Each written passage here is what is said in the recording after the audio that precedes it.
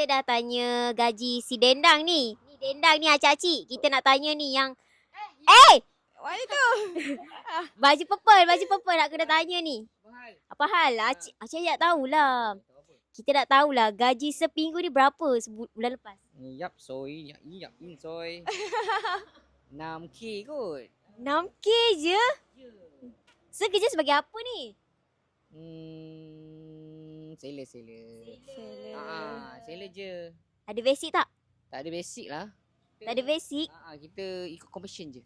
Commission Berapa persen? Kena sebut boleh ke? 2%. 2%. Macam banyak sangat je. Sangat je. So acik-acik tadi Inja dah tanya Dendang. Ni Inja tanya baju purple ni seminggu.